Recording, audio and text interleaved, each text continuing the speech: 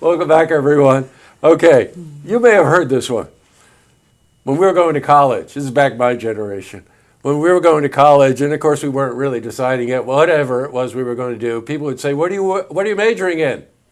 And we would always say basket weaving, because that meant that you really weren't doing anything with your life. I'm about to prove to you that this is such an art form that you'll be spellbound by what you're seeing, but also really want to find out if you can do this. So joining me today is a regular, and every time he comes, we know that the set's going to look absolutely stunning. This is Scott Hayden, who's the executive director of the Adirondack Folk School. Welcome back, Scott. Great to be here, Jesse. And the special guest today is a person who actually knows how to do this, and has also taken classes with probably one of the world's most renowned weavers. And this is Barbara Boughton. Welcome, Barbara. Thank you. Very nice to have you here.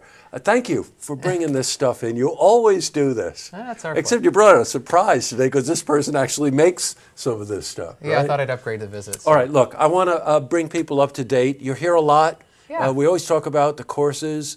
Give me a little recap. How's it going at the school?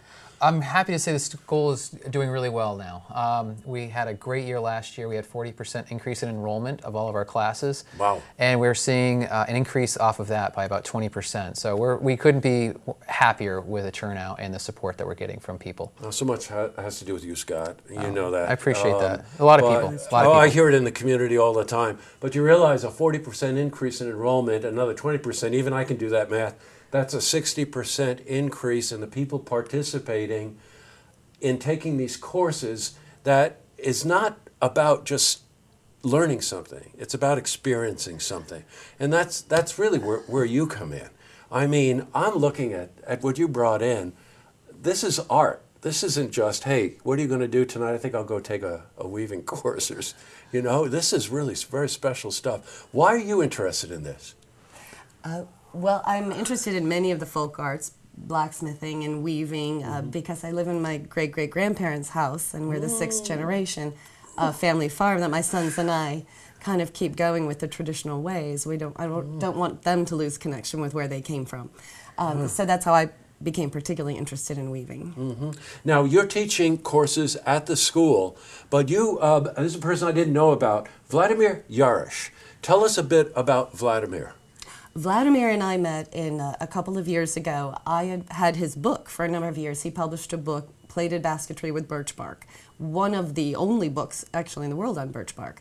I met him because I learned he was teaching in the United States, spent a week teaching with him, or studying with him, and then invited him on his next teaching trip to please come teach with us at the Adirondack Folk School and spread, this type of learning to the Northeast as well.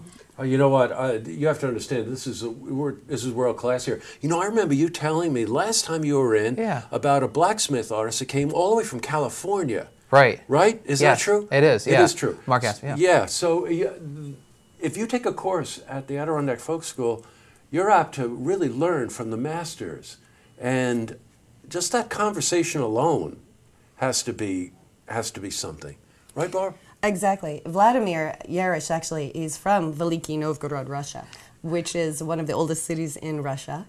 And he has been a birch bark weaver for 30 years. He's actually trained as a musician, but he has been teaching or studying birch bark weaving in the traditional Russian manner for a number of years, and he's taught in 11 countries around the world. And he's going to be here at the Adirondack Folk School. It's 4 limited engagements, and you can enroll for this course. That's what amazes me about this. It really does. June 14 and 15. That's a Thursday and Friday at the satellite location, right? Which is at the Shirt Factory in Glens Falls. Yep. Right. And then Saturday and Sunday, 16 and 17, at the Adirondack Folk School campus, which is in Lake Luzerne. Right. And that's an opportunity. Now, I want to tell you, the website is adirondackfolkschool.org. adirondackfolkschool.org. We have plenty of copies of the brochure here. You would not believe the breadth of the courses you can take. Scott and I joke about it all the time. We say it's making soap to making canoes. And quite honestly, it's true. And it's everything in between. There are music courses, and either for continuing education or for your child to be exposed to the traditions that really make the Adirondack special. There's no place like this school. I want to ask you one thing. Could you pass me this, please? Oh, certainly. There's so many interesting pieces here, and we have so little time to talk about it, but I did notice the bass on this. It just really struck me.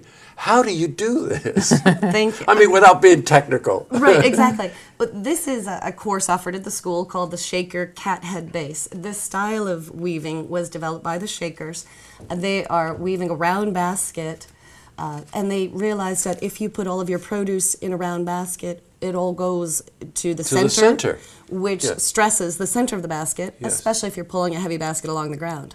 So the Shakers developed a way to add 4 corners or feet to a round basket, which raises the center off the ground, and primarily, and most importantly, first distributes the weight of your produce to the circumference That's right. first. Doesn't rot to each other. And it's called a cat head base because from the bottom it looks like the ears of a cat. You know, I just want to tell you, you cannot believe the artistry just involved in this one piece, and you can learn how to make this. Yes, that's absolutely stunning to me. There's one thing else that we can do coming up next weekend, right? Is it next weekend? Saturday, June 2nd. Holiday Inn in Lake George. Yeah. There's their annual gala. The ticket prices are very inexpensive. Again, go online and find out what it is. But all the money they raise at the gala goes to helping Barbara and helping Scott and all of the other artisans at the Adirondack Folk School make these courses available to people like ourselves. So, boy, I knew we would be out of time immediately. I could talk for the next hour on this. You know that. I sure do. Barbara, it's a pleasure to meet you. Thank you so much for coming in. I'm so happy to be here. And Thank you you. are so amazingly talented. It's frightening. And you, I don't know what to make of you, but every time we invite you, you bring the museum with you. So thank you. Absolutely. My pleasure. Great to see you, Scott. You as always. Okay. To see this interview again, you can head to our website, looktvonline.com.